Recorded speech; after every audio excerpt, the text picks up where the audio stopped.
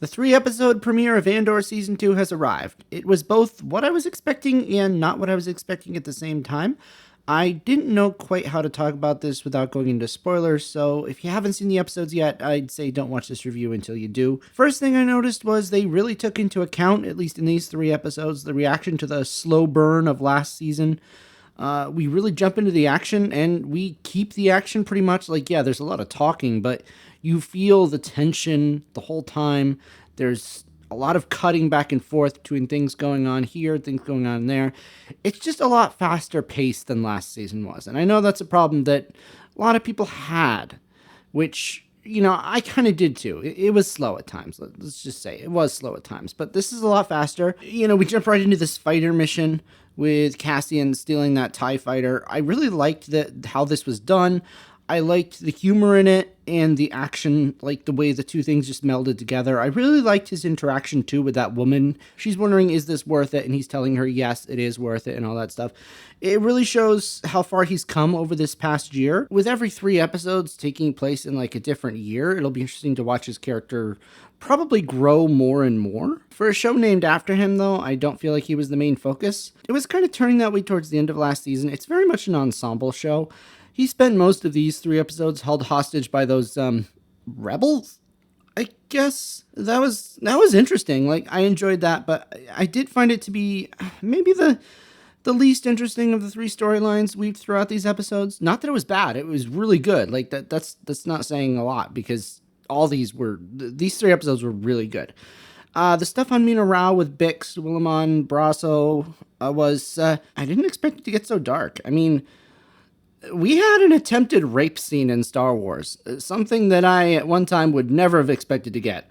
This is definitely not your kid Star Wars. This is definitely adult Star Wars. I mean, it's not like anything actually went anywhere before she ended up killing him, but still, not the completely kid-centric property that Star Wars usually is. The stuff with the Imperials discussed in the Gormans was pretty dark as well. It was really cool seeing how they work, seeing how they talk to each other, how they actually discuss their evil deeds so explicitly with each other. Krennic really has no shame, does he? And with Deidre being put in charge of Gore, I wonder, is she going to order the massacre, or is Krennic going to issue it through her?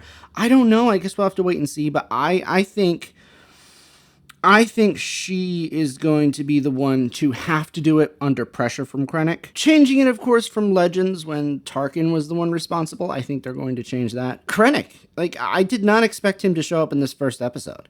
He's clearly going to be a bigger part of this series than at least I thought. I thought maybe he would be I don't know, in the last 6 or something, but yeah, he's here right at the beginning. As good as these other storylines were, I think the most intriguing, or maybe the most tense of these stories, was possibly the Mon Mothma stuff. Possibly the darkest with how it ended. Genevieve O'Reilly had to act her heart out here. Like, everyone's good in this show, but man, I mean, having to present herself, she's a happy mother to the wedding guests while also switching to the drama going on with Luthen and Ty Colma, and just the way she acts that turmoil inside of her is just so good. And man, that ending, knowing what Luthen is going to do and not being able to stop it, and she just gets to that point where I feel like she has to detach herself. She loses herself in the partying. She's drinking and she's just detaching completely. It's so sad.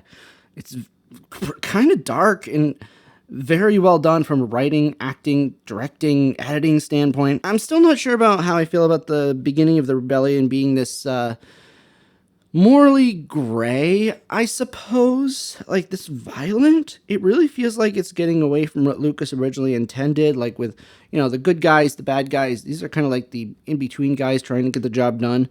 But as others have said, it is, in a way, more realistic. Despite all the darkness in the show, though, there is some levity, I feel like, especially with, speaking of things that I find surprising, Deidre and Cyril's darkly twisted relationship. It's an unusual but kind of amusing part of the show. It's not the only humor in the show. Like I said before, some of the stuff with the TIE fighter was pretty funny when you were trying to figure out how to pilot it. But I love that scene where Cyril leaves the room and Deidre is left alone with his mother, and she just threatens her, basically.